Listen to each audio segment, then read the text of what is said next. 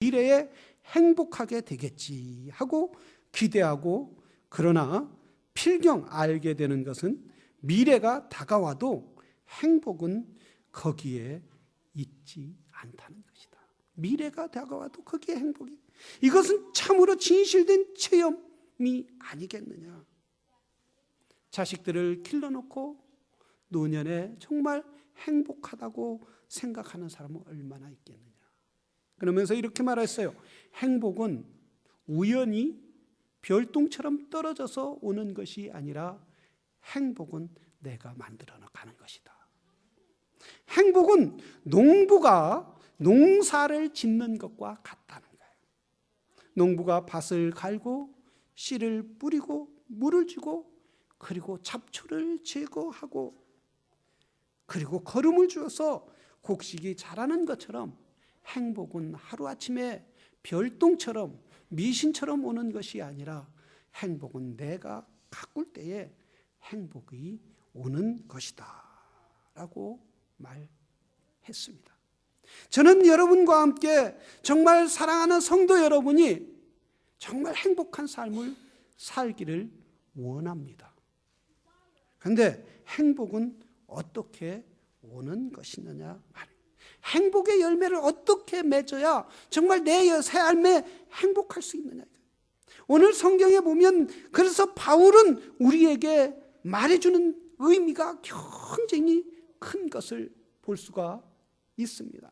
주 안에 항상 기뻐하라. 내가 다시 말하노니 기뻐하라 라고 말씀하고 있습니다. 이 바울이 항상 기뻐하라. 자, 기쁨을 주는 것은 뭐라고 했느냐면 항상 기뻐하라. 그 전에 뭐라고 했어요? 주 안에서 기뻐하라. 자, 저를 따라해서 주 안에서 기뻐하라. 자, 그럼 예수 밖에 있으면 기쁨이 없을까요? 예수님 안에, 우리는 예수님 안에 살면서도 이렇게 보니까 기쁨이 없는 분들이 종종 있는 것 같아요. 예수 안에 있으면서도 기쁨을 누리지 못한다면 예수 밖에는 기쁨이 없을까요? 예수 밖에는 어느 정도 기쁨이 있다라는 말씀이에요.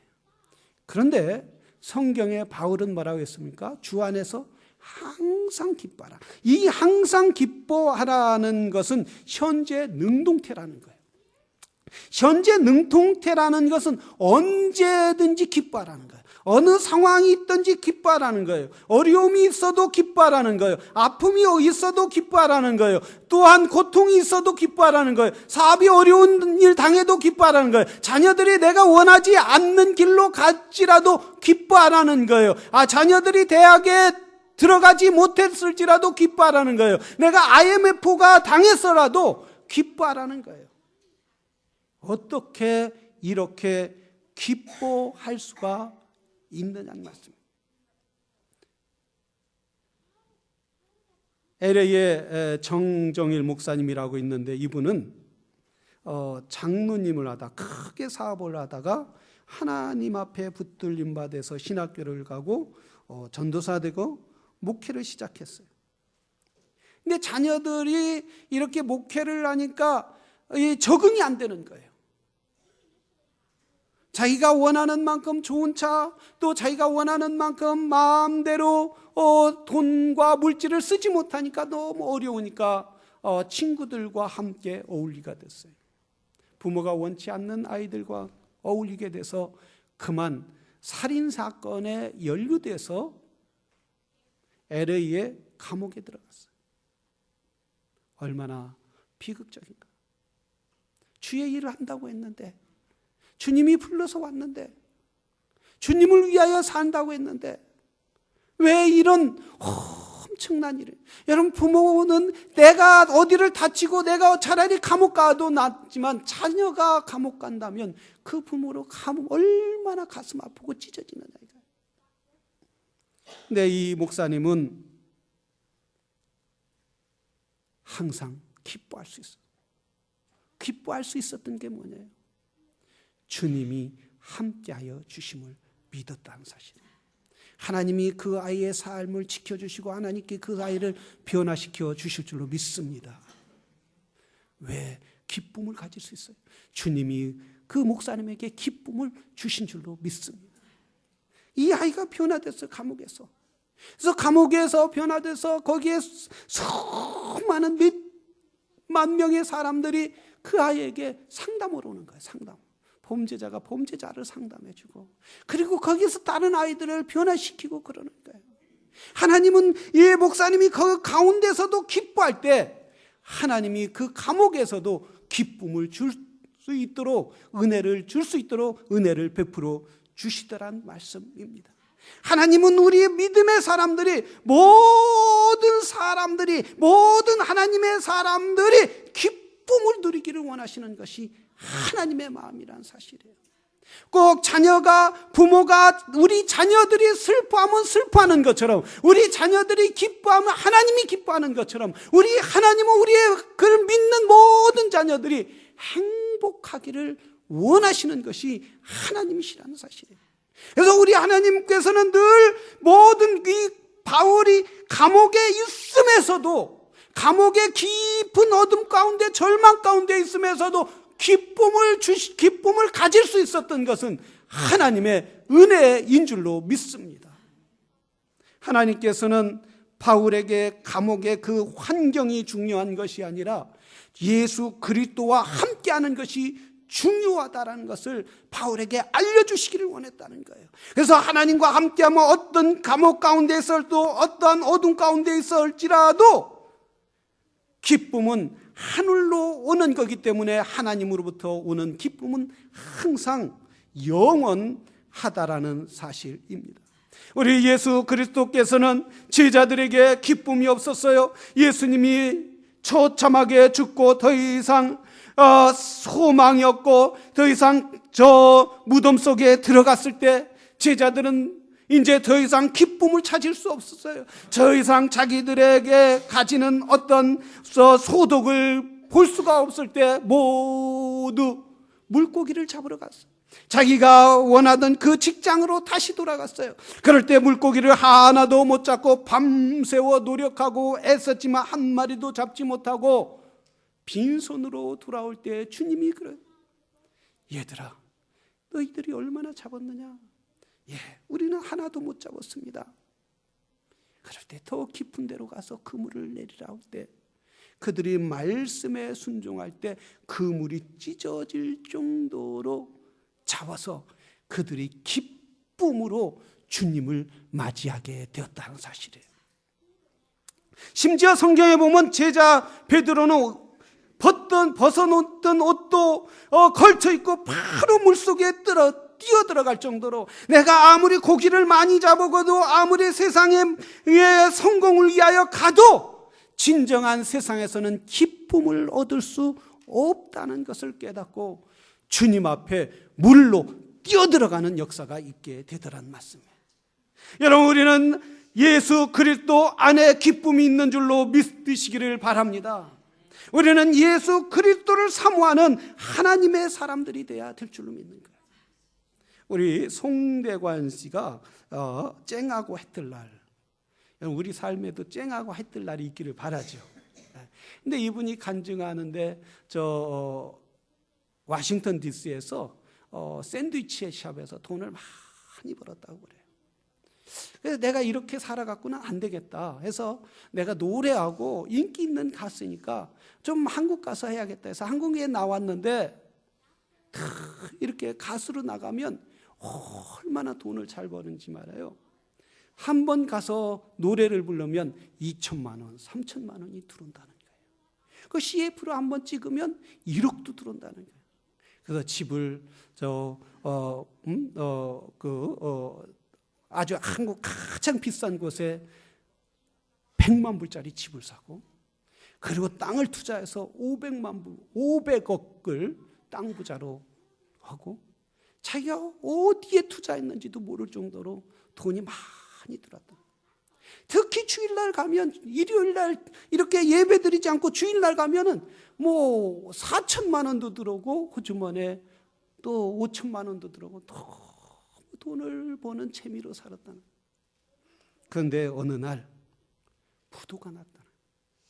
자기도 모르게 신문에 송대관이 사기꾼이다, 소송이 걸리고 모든 것이 다 잊어버리고 감옥 가야 할 시는데 상소를 해서 상소에서는 무혐의 처리가 되더라. 그분이 하는 말씀이 세상의 기쁨은 잠시지만 그러나 내가 모든 걸 잃어버렸다고 그러지만 600억을 잊어버렸고 아니 1000억을 잊어버렸어도 나는 예수 안에 있는 것이 더 기쁘다. 난 예수 안에 있는 것이 기쁘다. 예, 그렇게 많이 가졌어도 자기는 늘 불안했고 더 갖고 싶고 나에게 만족을 줄 수 없었지만은 그러나 그게 목마르고 또 목마를 수밖에 없었지만 그러나 지금 예수 안에 있을 때 비록 전셋집에 살지만은 예수 안에 있을 때 나는 기쁘다는 거예요. 바로 행복은 어디서 오는 겁니까? 예수 그리스도 안에 있다라는 사실이에요. 근데 사람들은 예수님이 없이 살면은 더 행복할 줄 알아요. 예수님이 없이 가면 목마름을 채울 줄 알아요. 그러나 예수님이 없는 인생은 더 사막과 같은 그런 인생을 살아갈 수밖에 없다라는 사실이에요. 그렇기 때문에 바울은 말했어요. 주 안에서 항상 기뻐하라. 그런데 주 안에 있을 때도 늘 기쁨보다는 두려움이 앞선다는 거예요. 두려움이 몰려온다는 거예요. 걱정이 앞선다는 거예요. 그런데 6절에 보면 이렇게 말하고 있어요. 아무것도 염려하지 말고 모든 일에 기도와 간구로 너희 구할 것을 감사함으로 하나님께 아뢰라. 우리 두려움과 염려와 걱정을 이기기 위해서 바울은 뭐를 했어요? 하나님 앞에 기도했다는 사실이에요. 기도할 때 염려가 떨어지는 거예요. 기도할 때 걱정이 떨어지는 거예요. 기도할 때 하나님 앞에 간구할 때 우리가 감사가 넘치는 거예요. 하나님께서는 하나님 앞에 구하는 사람마다 하늘 문을 열고 감사거리를 채워 주실 줄로 믿습니다. 감옥에 있으면서 모든 것이 나는 실패의 인생이다, 나는 이제 더 이상 재기할 수 없는 인생이다, 이런 좌절할 수밖에 없을 거예요. 그러나 바울은 그 두려움을 물리치고 염려가 파도같이 몰려온다 할지라도 하나님 앞에 기도하기 시작했어요. 하나님, 나에게 이 염려를 물리쳐 주시옵소서. 나이는 자꾸 먹어가고 노쇠해가고 점점 사람은 떠나가고 이 감옥에서 나갈 아무런 희망이 없지만은 그러나 우리 주님을 의지합니다. 감옥문을 열어주실 분은 우리 주님이신 줄로 믿습니다. 우리 하나님 앞에 기도할 때에 마음의 생각을 붙잡아 주시더라는 거예요. 여러분, 불안은 어디로부터 와요? 사단이가 우리 불안을 마음에 준다는 거예요. 마음에. 환경을 바꿔주는 것이 아니라, 환경이 우리를 어떻게 해주는 것이 아니라, 먼저 환경은 안 바뀌어도 사단이는 우리 마음 가운데 늘 불안의 씨앗을 심는 거예요. 불안의 씨앗을 심으면 거기에 불안이 점점 활화산처럼 용광로처럼 타오르게 돼서 저 화산처럼 확 폭발하게 돼요. 그래서 사람들에게 불안하면 막말을 합니다. 절망의 말을 합니다. 괴롭힙니다. 그리고 가정을 괴롭히고 아내를 괴롭히고 자녀들에게 하지 못할 말들을 합니다. 이웃들과 사이를 점점 끊어갑니다. 불안하니까 그러는 거예요. 두려움으로 가득 싸우는 거예요.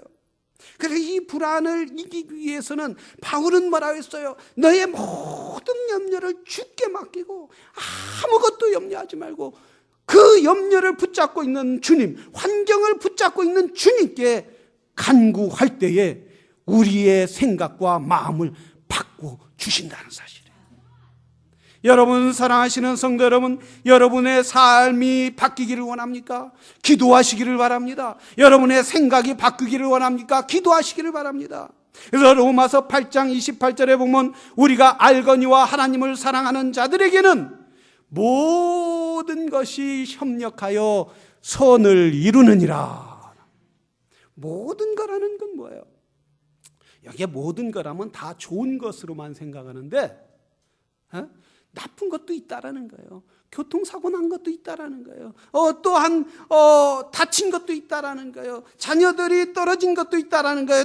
또한 사업이 어려움을 당하는 것도 있다라는 거예요. 망한 것도 있다라는 거예요. 그러나 그걸 통하여 하나님께서 선을 이루신다는 거예요. 여러분, 하나님께서 선을 이루시기를 사모하고 믿는 하나님의 사람들이 되기를 주의 이름으로 축원합니다.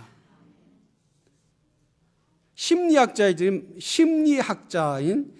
체일 레크라는 사람이 오랜 연구 끝에 행복한 사람과 행복하지 못한 사람을 조사했다고 그럽니다.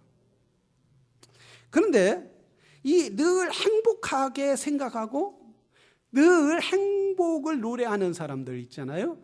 그런 사람들을 연구했는데 그 사람들은 늘 후각과 미각과 또한 눈 시력과 이런 것들이 탁월해지더라는 거예요. 맛있는 음식 먹으면, 냄새 맡으면 늘 식욕이 땡긴다는 거예요. 그리고 보는 눈도 더 밝아지고 또 생각도 밝아질 뿐만 아니라 이 눈까지 밝아지더라는 거예요. 그리고 그들의 몸은 노쇠화가 일어나지 않더라는 거예요. 이렇게 나는 행복하다, 나는 감사하다, 나는 기쁘다, 이런 사람들은 항상 그들의 삶이 즐거움이 되더라는 거예요. 그리고 주위에 만나는 사람들도 늘 행복해지더라는 거예요. 그런데 반면에 늘 불행하다, 나는 우리 부모로부터 왜 이렇게 받지 못했을까, 내가 하는 일은 늘 왜 이렇게 안 될까, 이런 사람들은 말이에요, 주위 사람들도 늘 다 불행하더라. 그런 사람을 만나더라는 거예요. 그리고 이 불행하다라고 생각하는 것이 꼭 이스트 같아서 다른 사람들에게도 자꾸 전파되더라는 거예요. 그러면 여러분, 그래서 다른 사람까지 불행하게 만든다. 그렇다면 우리 믿는 사람은 어때요? 예수님이 이미 우리에게 뭐라고 했어요? 모든 것이 협력하여 선을 이룬다고 말씀하셨다면, 우리가 환경을 바꿀 수 없다면 우리의 뭘 바꿔야 돼요? 마음을 바꾸시기를 바랍니다. 생각을 바꾸시기를 바랍니다. 그래서 이게 체일 레크라는 사람이 그러면 어떻게 바뀌냐 했더니 21일만 자기의 습관을 바꾸면 완전히 바꿔지더라는 거예요. 그러니까 나는 항상 내 집안이, 우리 집이 지저분하다. 내 방이 왜 이렇게 지저분하냐? 그래서 어떤 사람은 막 싹 치워놔도 나중에 책상도 지저분해지고, 그리고 의자도 지저분해지고, 그러고 침대까지 놓더라는 거예요. 그래 침대는 간신히 이러고 자더라는 거예요. 그런데 이 사람이 20일 동안만 먼저 싹 정리하고 그리고 자는 습관을 했다는 거예요. 그런데 20일 지나니까 그 다음서부터 집이 깨끗해지더라, 방이 깨끗해지더라, 내 생각이 완전히 바뀌더라는 거예요. 여러분, 우리 주님은 우리가 행복하기를 원하는 거예요. 믿음의 사람, 하나님의 사람들이 늘 행복한 삶을 살기를 원하는 것이 우리 주님이시라는 사실. 그래서 바울이 뭐라 했어요? 아무것도 염려하지 말고 모든 일에 기도와 간구로 너희 구할 것을 감사하며 아뢰라. 그러면 지각이 뛰어나신 하나님이 우리의 생각을 지켜주시겠다. 나는 믿음이 없어. 나는 꼭 교회를 가도 졸려. 그래서 교회를 가도 꼭 설교 끝나기 전에 가서 목사님에게 눈도장만 찍고 오면 돼. 이러면 항상 어떤 신앙이 돼요? 그 신앙 성장하지 못하는 거예요. 사단이가 좋아하는 그 죽은 신앙밖에, 껍데기 신앙밖에 안 되는 거예요. 나는 감사한다. 내 신앙, 내 믿음 하나님 앞에 드려야지. 주여, 오늘 거룩한 주일 하나님 앞에 기쁨으로 나가겠습니다. 주여, 내가 오늘 늦지 않고 주님 앞에 온전히 껍데기를 드리는 것이 아니라 온전히 드리기를 원합니다. 이런 믿음의 소망이 가졌을 때 하나님 나라의 기둥이 되는 역사가 있을 줄로 믿습니다. 사랑하시는 성도 여러분, 여러분의 생각이 바뀌기를 원합니까? 주님 앞에 기도하기를 바랍니다. 살아계신 주님은 우리의 기도를 들어주신다라는 사실이에요. 오늘 성경 공부에도 말씀하실 때 우리 집사님이 말 때 환경은 하나도 바뀌지 않았는데 내가 기도하고 성령 충만할 때에 내 마음에 기쁨이 넘치더라는 거예요. 기쁨이 넘치더라는 거예요. 환경을 바뀌지 않아도 기쁨이 넘치는 것은 뭡니까? 우리 성령께서 기도하는 자에게 기쁨을 주시더라는 말씀이에요. 사랑하시는 성도 여러분, 나는 불행하다고 생각하십니까? 나는 왜 되는 것이 안 된다고 생각하십니까?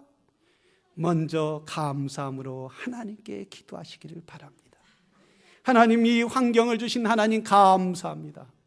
이 어려움을 주신 하나님 감사합니다. 이걸 통하여 선을 이룰 줄로 믿습니다. 이걸 통하여 협력하여 선을 이루시는 하나님을 바라봅니다. 그럴 때 우리 마음 가운데 깊은 곳에서 성령이 역사해서 생수가 올라나서 이 내 목마른 영혼을 죽여주실 줄로 믿습니다. 항상 기도에 승리하는 믿음의 사람들이 되기를 주의 이름으로 축원합니다. 우리 다 같이 기도하겠습니다. 이 시간 기도할 때 주님, 내가 기쁨을 잃었습니다. 아직 나는 행복하다고 생각되지 않습니다. 그렇다면 나를 바꿔주시고 집을 더 주시고 좋은 짭을 더 주시고 자녀들이 잘 되게 해주십시오. 이것보다 주님, 내가 기도하게 하여 주시옵소서. 주님 앞에 무릎 꿇게 하여 주시옵소서. 바울이 오늘 말한 것처럼 염려하지 말고 모든 일에 기도와 간구로 할 수 있도록 주님 나를 바꾸어 주시옵소서. 기도의 영을 부어 주시옵소서라고 우리 다 같이 이 시간 통성으로 기도하겠습니다. 오 할렐루야. 사랑과 은혜가 풍성하신 아버지 하나님, 은혜 진심으로 감사드리고 감사합니다. 아버지 하나님, 오늘 바울은 아버지 하나님의 감옥에서 아버지 환경과 여건이 하나도 바뀌지